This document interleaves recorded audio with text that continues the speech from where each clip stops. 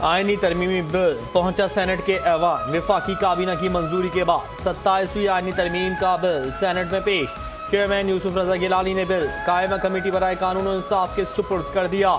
आजम नजीर तारड़ की दरखास्त पर चेयरमैन ने मामूल की कार्रवाई मुअत्तल की। ऑपोजिशन का शोर शराबा। वजीर कानून ने कहा तमाम जमातों की मुशावरत के बाद विफाकी आईनी अदालत की तजवीज़ लाए हैं। मुकदमात अदालत का 40% वक्त ले जाते हैं। फील्ड मार्शल का ओहदा पूरी दुनिया में ताहयात है। इस टाइटल को आईनी तहफ़्फ़ुज़ देना है। इस टाइटल को वापस लेने का इख्तियार वज़ीर आज़म को नहीं, पार्लियामेंट के पास होगा। मौजूदा chairman joint chief of staff committee की मुद्दत खत्म होने के बाद ये ओहदा खत्म होगा। आर्मी चीफ को चीफ ऑफ डिफेंस फोर्सेस की जिम्मेदारियां सौंपनी हैं। स्ट्रेटेजिक मामलात पर बहुत एहतियात से बात करनी चाहिए। शख्सियात के लिए नहीं, मुल्क के लिए तरामीम की जाती हैं।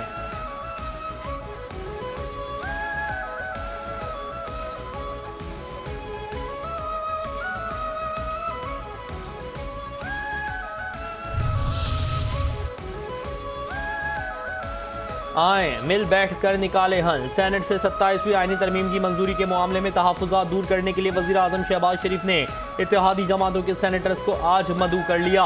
ज़राए के मुताबिक हुकूमती और इत्तेहादी सेनेटर्स को वज़ीर आज़म की जानिब से दावतनामे मौसूल हो गए हैं। वज़ीर आज़म हुकूमती और इत्तेहादी जमातों के सेनेटर्स के एजाज़ में इशाइया देंगे। वज़ीर आज़म की जानिब से आज 6:30 बजे सेनेटर्स को मदऊ किया गया है।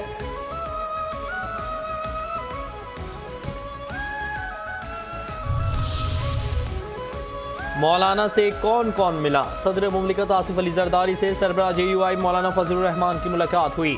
चेयरमैन पीपल्स पार्टी बिलावल भुट्टो जरदारी ने भी शिरकत की। 27वीं तरमीम के हुकूमती मुसव्वदे पर मुशावरत की गई। सियासी सूरत हाल पर गुफ्तगू हुई।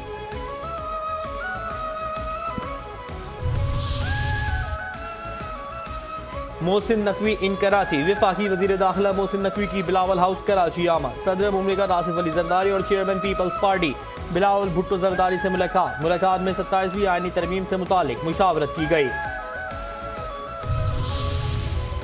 अब कौन सी तहरीक चलेगी? अब कौन तहरीक चलाएगा? तहरीक तहफ़्फ़ुज़ आईने पाकिस्तान का मुल्कगीर तहरीक चलाने का ऐलान। महमूद अचकज़ई और अल्लामा राजा नासिर अब्बास ने तहरीक का ऐलान किया। कल रात से मुल्कगीर तहरीक शुरू हो जाएगी। अल्लामा राजा नासिर अब्बास कहते हैं कि आवाम के पास जा रहे हैं, तहरीक के सिवा कोई रास्ता नहीं।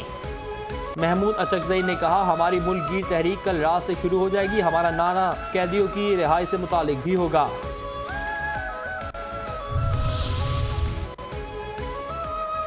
सत्ताईसवीं तरमीम के गम। PTI की दुहाइयाँ। ऑपोजिशन को दीवार से ना लगाया जाए। हमने 27वीं आईनी तरमीम का मुसव्वदा अभी तक नहीं पढ़ा।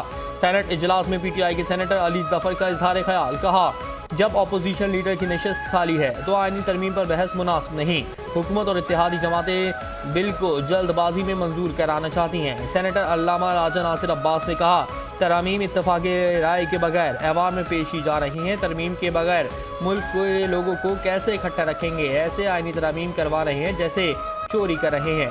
आइन और उमरानी मुआहिदा आज दफन होने जा रहा है।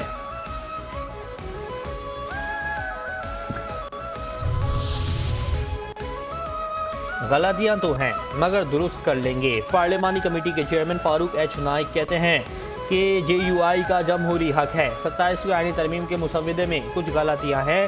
वज़ारत कानून से उसको ठीक करने का कहा है। कमेटी इजलास आज दोबारा होगा, बहस होगी।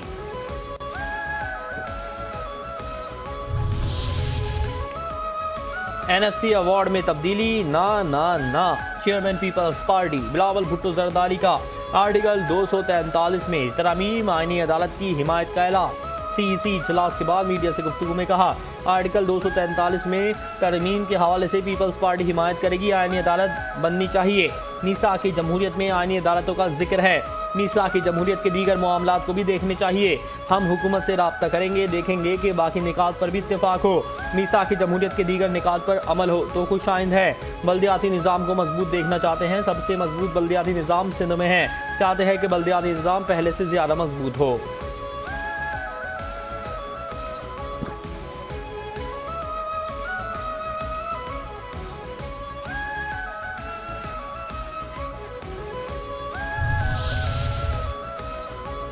मौलाना फजलुर रहमान बोले मुखालिफत तो होगी भैया।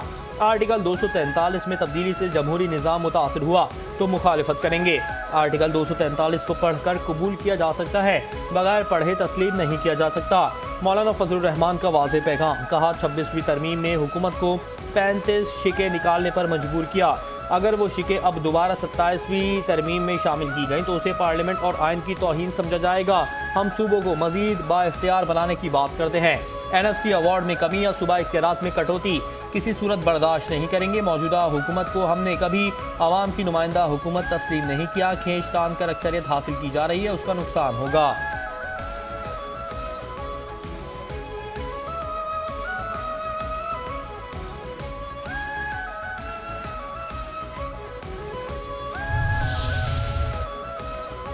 हमारे फील्ड मार्शल, हमारे वजीर आज़म और तुर्क सदर की मुलाकात।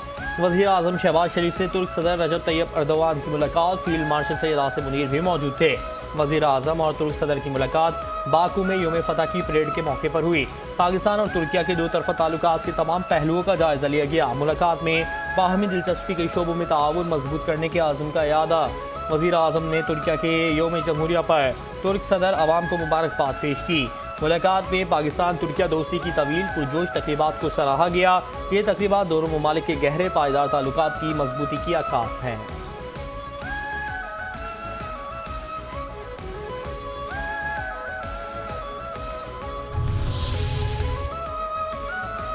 अज़रबैजान में जश्न फतह। अज़रबैजान के में योम फतह की तकरीब, शानदार परेड।